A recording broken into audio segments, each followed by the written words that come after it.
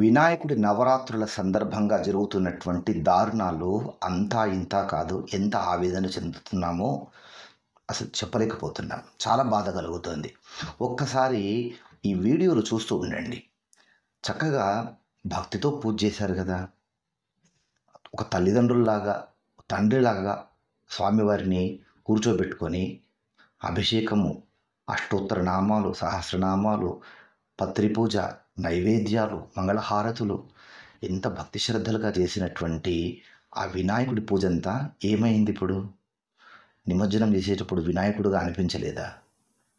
ఒక బొమ్మగా అనిపించిందా? ఇదేనా మన ధర్మం? ఇందు గురించేనా వినాయక చవితి నవరాత్రులు చేయాలి? బాలగంగాధర్ తిలక్ గారు ఇప్పుడు ఆయన బతికుంటే గనక 100 సార్లు చచ్చిపోయేటువంటి వారు ఇలాంటి దారుణాలు చూసి. అయినప్పటికీ కూడా ఇన్ని దారుణాలు జరుగుతున్నప్పటికీ కూడా ఆ భగవంతుడికి ఇంకా కోపం రావడం లేదు అనంటే ఆలోచించాలి. ఎంత కరుణామయుడు ఆ భగవంతుడు అని. పిల్ల చేష్టలని ఊరుకుంటున్నాడా? ఈ మూర్ఖులతో నాకెందుకు అని అనుకుంటున్నాడా? అర్థం కావడం లేదు. కానీ మనం మాత్రం మా ఇష్టం, మేము హిందువులం, మేము ఇలాగే చేస్తాం, మమ్మల్ని ఎవడు ఆపేది, మేము మాకు తోచినట్టుగా చేసుకుంటాం, మాకు పండగ అంటే ఇంతే, మేము తాగి తందనాలు ఆడతాం, విగ్రహాన్ని తీసి ఇలాగే ఎత్తి పారేస్తాం, మమ్మల్ని ఆపేది ఎవడు, మమ్మల్ని అడిగేది ఎవడు, మమ్మల్ని పట్టించుకునేది ఎవడు?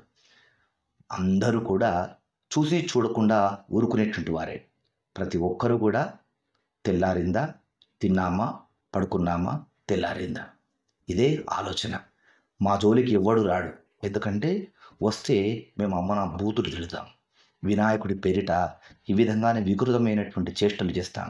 ఎందుకంటే మేము హిందువులం, మేము ఇలాగే ఆచరిస్తాం అనేటువంటి ధైర్యం ఇది.